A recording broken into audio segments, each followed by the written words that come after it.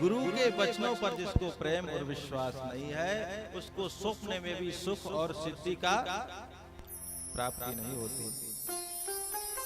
वर्तमान में एक बड़ी सुंदर कथा आती है।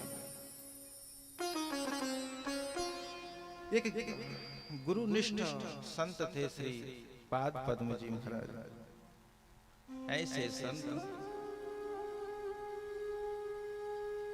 गुरु को ही भगवान मानते थे और भगवत भाव से उनकी सेवा करते थे।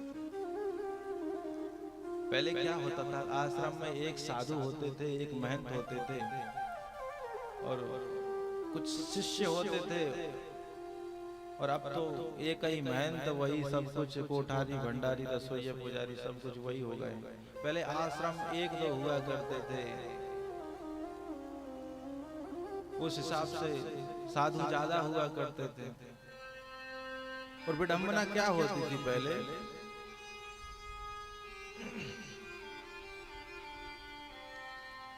कि साधु बहुत बनते थे, हजारों लाखों की संख्या में संत हुआ करते थे। लेकिन आज आश्रम बहुत है, धीरे धीरे रिक्त होते जा रहे हैं, लेकिन साधु नहीं है। बड़े गिने चुने कोई कोई साधु हैं। तो उस हिसाब से वह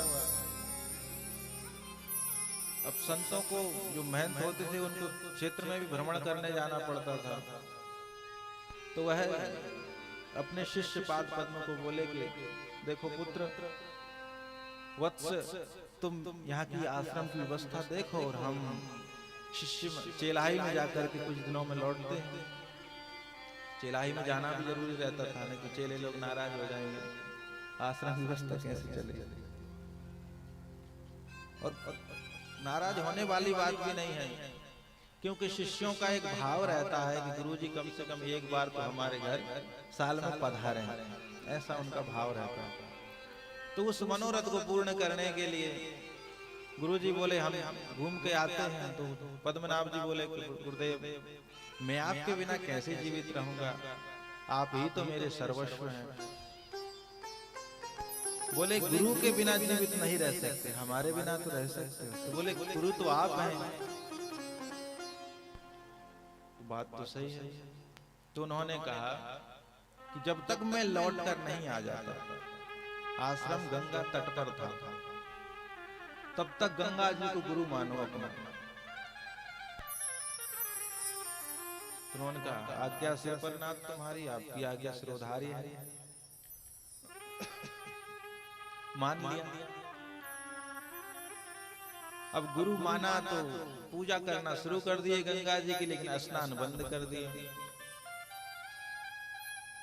लेकिन जो आश्रम में और संत रहते थे और शिष्य रहते थे, उन सबको चिढ़ होने लगी। देखो कितना सिद्ध हो गया, गुरु के जाते ही पहले गंगा में त्रकाल स्नान करता था, आज एक बार भी स्नान नहीं करता।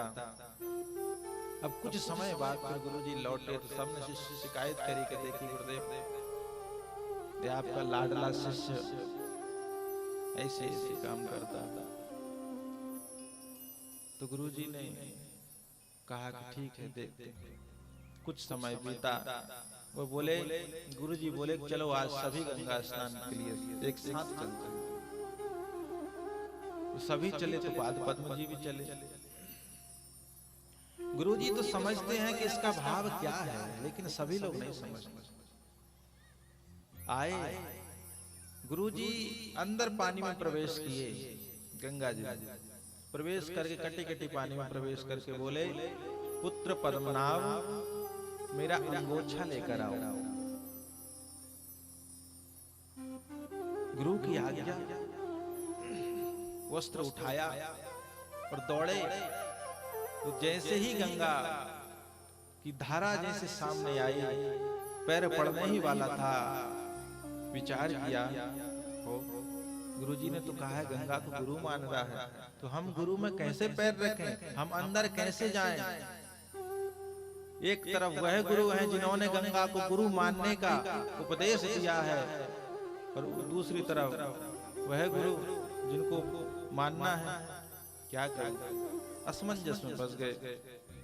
तो उसी बीच में गंगा जी साक्षात प्रकट हो गई और बोली, पुत्र पद्मनाभ, मैं रास्ता तुम्हें देती हूं।